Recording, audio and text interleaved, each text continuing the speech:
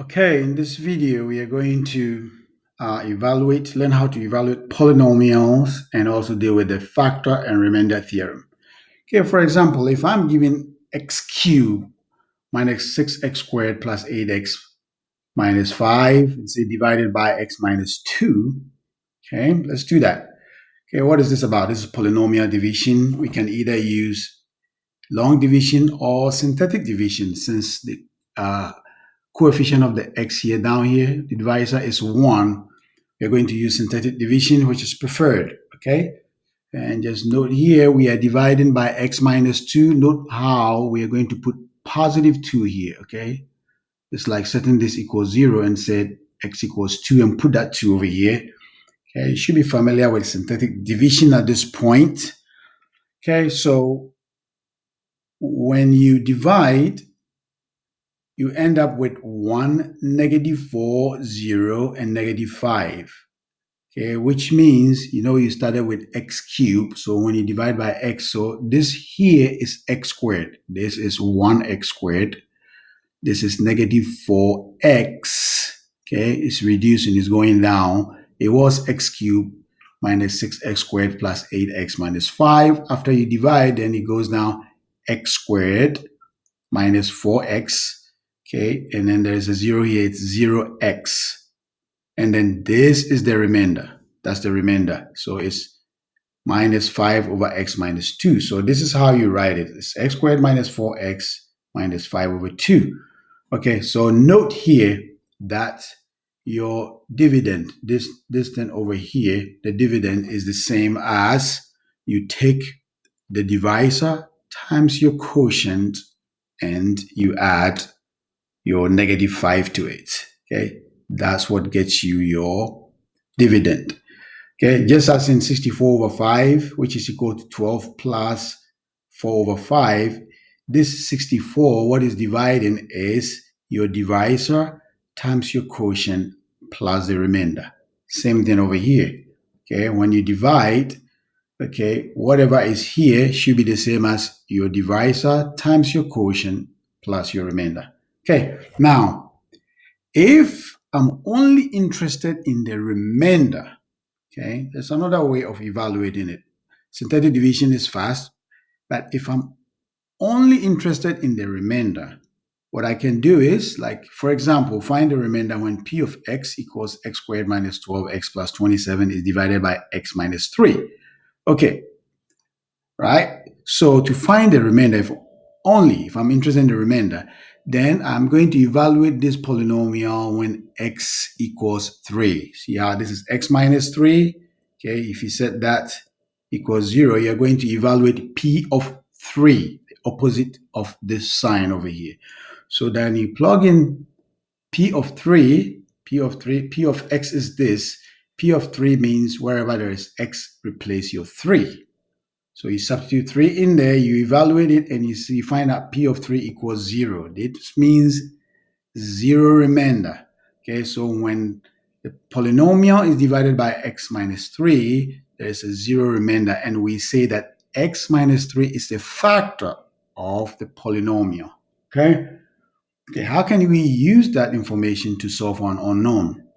Okay, so this question 2 here says, if x minus 4 is a factor, okay, remember, if it's a factor, what does it mean? That means if you find p of what? This is the p of the negative of this sign, p of 4, okay, if it's a factor, then there should be no remainder, or it should be 0. Okay, now you see here, this p of x, there's an unknown constant in the k. We have to use that information to find it. Okay, so we come over here. This is the polynomial. X minus 4 is a factor, means p of 4, right? The opposite of it. P of 4 should be equal to 0 because we are told it's a factor. So we come here. What is p of 4? Means wherever there is x here, put 4. We evaluate it. Okay, the k is there. It's unknown. You don't know, so you have to leave the k in there. So you evaluate it with the k in there, and then you come down here and you simplify. You end up with just one variable equation. 208 minus 16k equals 0.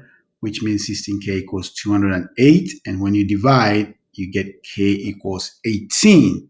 Okay, so we used the factor theorem to find an unknown in the polynomial.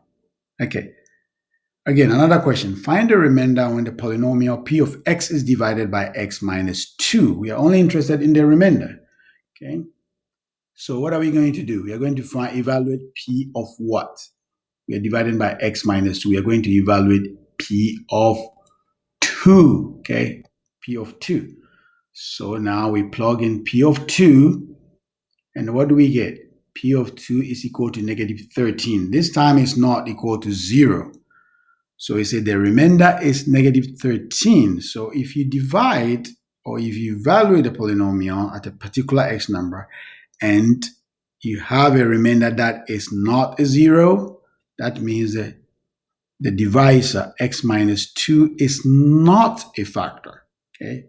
Up here again, when we divide it, up here, when we divide it, p of 3 equals 0, we said dividing by the p of 3, we say dividing by x minus 3. We say x minus 3 is a factor. Okay. If it's not equal to 0, then we say it is not a factor. It's a remainder. Okay. All right. Okay, since the remainder is non-zero, we say x minus 2 is the factor. That's what we just did.